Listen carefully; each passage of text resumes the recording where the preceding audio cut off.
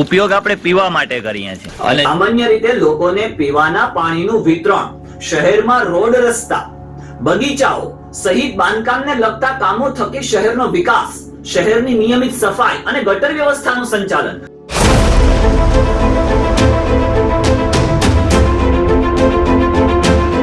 Hello guys, welcome back to my new vlog. મિત્રો, મારી ઘરે અત્યારે આવ્યા છે પાણી, એટલે અમારા વિસ્તારમાં પાણી આવ્યા છે. હવે જુઓ, પાણી અને આ પાણી આપણે ભર્યું છે. આ તમે પાણીની હાલત જુઓ, એટલું ડોર પાણી આવે છે અને આનો ઉપયોગ આપણે પીવા માટે કરીએ છીએ. અને જુઓ, આ વોશિંગ મશીનની અંદર પણ મેં ભર્યું છે પાણી.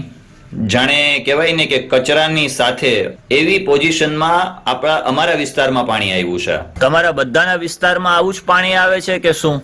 કમેન્ટ કરો. અરે કઈ વાંધો નહીં, ડોળ પાણી તો આવે, એમાં કણો હોય, માટીના ક્ષાર હોય તો શું ફેર પડે? અને પાણી 10 દિવસે આવે તો પણ શું ફેર પડી જાય? બાળકો કે પરિવારે પાણીથી બીમાર પડે તો પણ શું ફેર પડે? વાહ, શાબાશ! કોને કહેવા જવું? અને આપણું સાંભળે કોણ? મળતા રિપોર્ટ મુજબ રાજ્ય સરકારે રાજ્યમાં શહેરી વિકાસ માટે 7 નગર નિગમો, 12 શહેરી વિકાસ અધિકારીઓ, 2 ક્ષેત્ર વિકાસ અધિકારીઓ અને નિર્દિષ્ટ ક્ષેત્ર વિકાસ અધિકારીઓના રૂપમાં ઘણી બધી નગરપાલિકાઓની રચના કરેલી છે.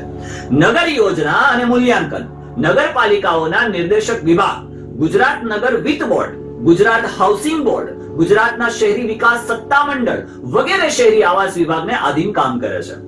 ગુજરાત ઔદ્યોગિક પાવર હાઉસ અને રાજ્યમાં જિલ્લા સ્તરે પણ વિકાસનો ટ્રેક રેકોર્ડ જિલ્લા શહેરી વિકાસ એજન્સીઓ એટલે કે DUDA ની સાથે સ્થાપિત કરવામાં આવેલી છે. રાજ્યના વિવિધ ખાતાઓમાંથી શહેરી વિકાસ ખાતું શહેરના વિકાસ માટે વિવિધ આયોજન બનાવે છે અને જે તે શહેરનું તંત્ર એ આયોજનને આધીન શહેરના વિકાસના કાર્યો કરે છે. નગર આયોજન પણ આવા વિકાસના કાર્યોનો જ એક ભાગ છે. વિકાસના કાર્યો કરતી વખતે કેટલીક સંવેદનશીલ બાબતોનું ધ્યાન રાખવામાં જો ન આવે ને તો વિકાસના કાર્યો વિકાસ ન રહેતા વિનાશના કાર્યો થઈ શકે તેમ છે. નગર આયોજન કરતી વખતે નગરમાં રહેતા લોકો માટે પાણીનું આયોજન ન કરવામાં આવે તો નગર આયોજન નિષ્ફળ જઈ શકે. એક દ્રષ્ટાંત આપું કે મહારાષ્ટ્રમાં નગર આયોજનની પ્રક્રિયા ચાલી રહી હતી ત્યારે સ્ટેટ વોટર રિસોર્સ મેનેજમેન્ટના સભ્યોની નિમણૂક કરવામાં હદ બહારની ઢીલ થઈ. વર્ષ 2011માં અધ્યક્ષ નિવૃત્ત થયા પછી નવી નિમણૂક કરવામાં જ ન આવી. પરિણામે આવ્યું કે મહારાષ્ટ્રના કેટલાક શહેરો માટે પાણી અંગેનું આયોજન આકાર જ ન લઈ શક્યું. આવી પરિસ્થિતિમાં મહારાષ્ટ્રના કેટલાક શહેરો આજે પણ પાણી બાબતે પરેશાન છે અને એ જ પરિસ્થિતિ આજ આપણા ગુજરાતમાં પણ ચાલી રહી છે. ક્ષતિગ્રસ્ત શહેરીકરણની પ્રક્રિયાના અતિ માઠા પરિણામ હવે જોવા મળી રહ્યા છે. શહેરોમાં પાણીની તંગી, કચરો, ગંદકી, અસ્વચ્છતા અને ગંદા પાણીના નિકાલની અવ્યવસ્થા જેવા પ્રશ્નો ઊભા થયા છે.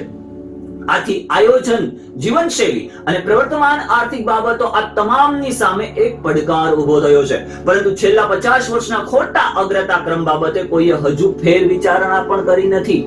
શહેરીકરણને કારણે વિદેશી ટેકનોલોજી અને વિદેશી કંપનીઓને ફાયદો થાય તેવું વાતાવરણ છે અને દરેક વ્યક્તિ તે જાણે પણ છે, છતાં કંઈ જ ફેરફાર થતો નથી. ભારત જેવા દેશમાં શહેરોને માળખાકીય સગવડતા પૂરી પાડવા અબજો રૂપિયાનું રોકાણ કરવું પડે તેવું છે, જે હવે પોષાય તેવું રહ્યું નથી. માત્ર કરવેરા વધારીને તમામ પ્રશ્નોનો ઉકેલ લાવી શકાય તેમ નથી. ફરીથી વિકેન્દ્રી તરફ, વ્યવસ્થા તરફ જવાની જરૂર છે.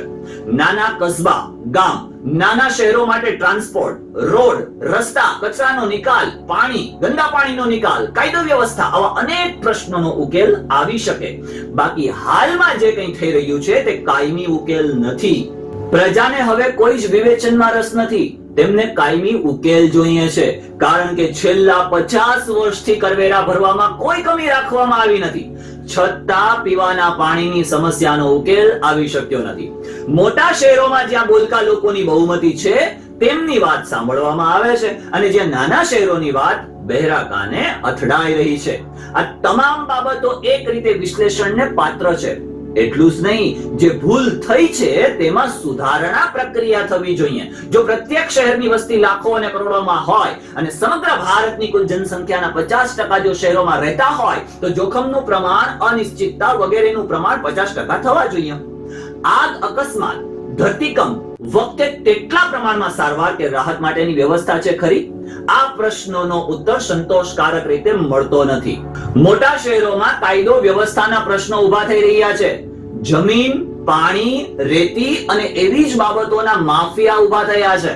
સામાન્ય રીતે લોકોને પીવાના પાણીનું વિતરણ, શહેરમાં રોડ રસ્તા, બગીચાઓ સહિત બાંધકામને લગતા કામો થકી શહેરનો વિકાસ, શહેરની નિયમિત સફાઈ અને ગટર વ્યવસ્થાનું સંચાલન, મરેલા પશુઓનો નિકાલ, અખાદ્ય પદાર્થોના વેચાણ સામે કાર્યવાહી, જન્મ, મરણ અને લગ્ન નોંધણી, ટાઉન પ્લાનિંગ, નગર પ્રાથમિક શિક્ષણ, અગ્નિશમન વગેરે કામગીરી, આ ઉપરાંત સ્વવિવેકાધીન કાર્યો, કુદરતી આપત્તિ સમયે રાહત કાર્યો, જાહેર બગીચાઓ, ટાઉન હોલ, ધર્મશાળાઓ, બાળ મંદિર, રમત ગમતના મેદાનો વગેરેનું સંચાલન અને બાંધકામ. આજ આમાંથી કેટલી બાબતો થઈ રહી છે કે પછી આપણે એ માનસિક ગુલામીમાં ટેવાઈ ગયા છીએ કે મારે શું. અને જો તમે એવો વિચાર કરતા હોય કે ભવિષ્યમાં સારું થઈ જશે, તો આજ 50 વર્ષોમાં સારું ના થયું અને તમે એનો ઉપયોગ ના કરી શક્યા, તો આવનારી પેઢી માટે તમે શું આશા રાખી શકો?